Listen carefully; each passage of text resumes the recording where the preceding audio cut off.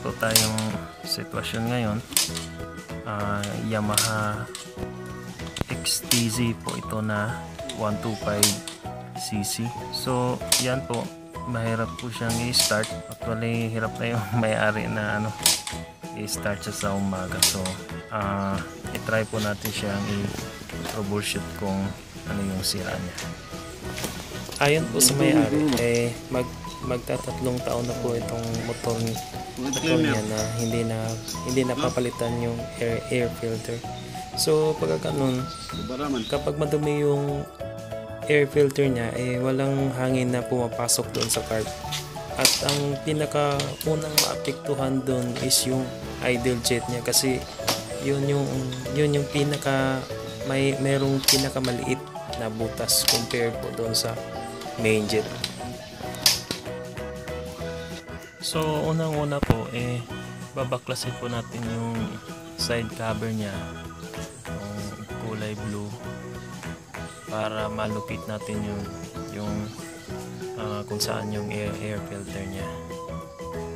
So meron po siyang screw sa baba, tapos meron siyang plastic hook sa gilid. So tanggalin lamang po natin itong screw.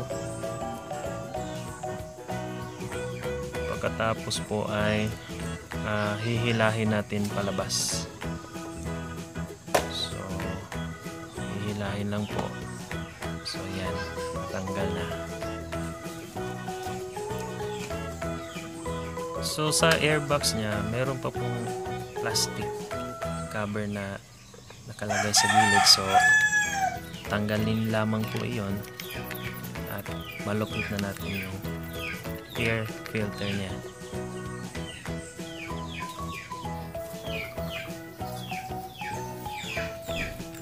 So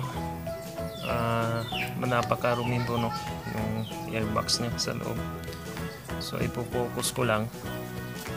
Yan, sobrang lumi yung niya, looban ng airbox niya. Siguro sa 3 taon niyang service yun ng motor.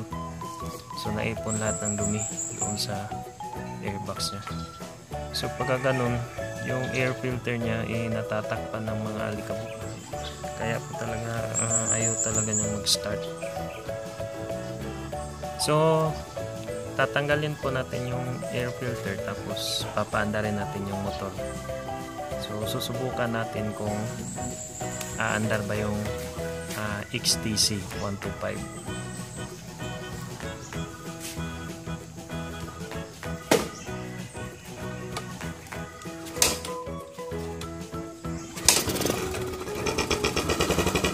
So yan po,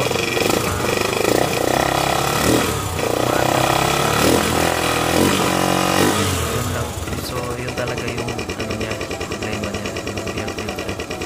So sobrang dumi. So okay pa yun. So yun lamang po yung nagiging problema niya, yung maduming air filter po, kaya mahirap siyang i-start.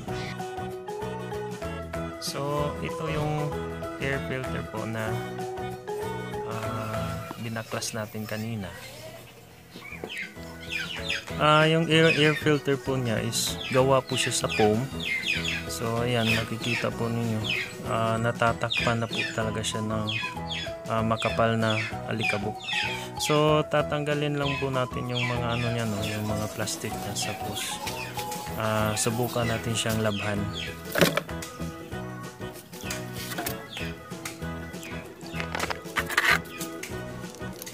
So ang ginamit kong panglaba po dito is yung color safe na Sunrox, yung bumubula. So nalalaban naman po siya, parang ordinary lang po siya na foam na ginagamit po sa paghuhugas po ng plato. So yan po ay babanlawan lang po natin, tapos po pagkatapos po ay bilad po natin siya sa araw para madaling matuyo.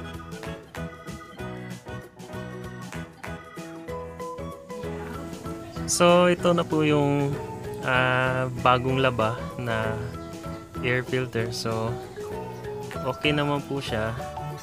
So sa tingin ko pwede po siyang magamit po ulit. So prepare lang po natin para po mabilad po natin siya sa araw.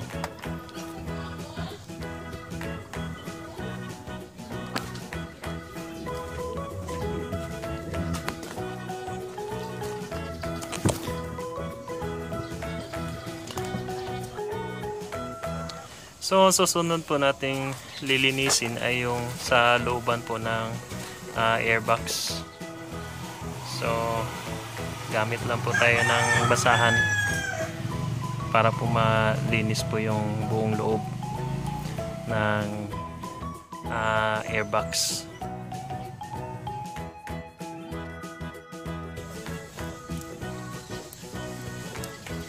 Pagkatapos pong malinis ang looban po ay pwede na po nating ibalik yung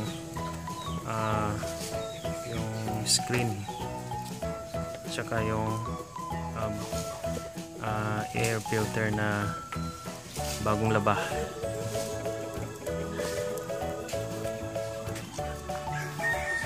So ibalik lamang po natin lahat.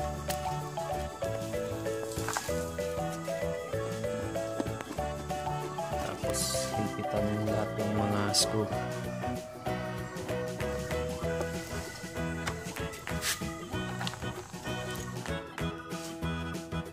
Tapos naman po ay yung side cover niya para po ma-test drive po natin pagkatapos.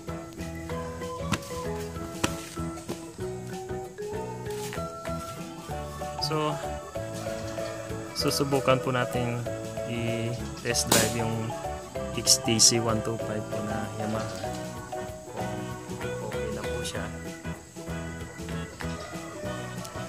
So watch out po sa susunod kong share of ideas. So ulit po maraming salamat po sa inyong panonood at huwag pong kalimutan na subscribe po yung channel ko. So hanggang sa susunod po, maraming salamat. Bye bye.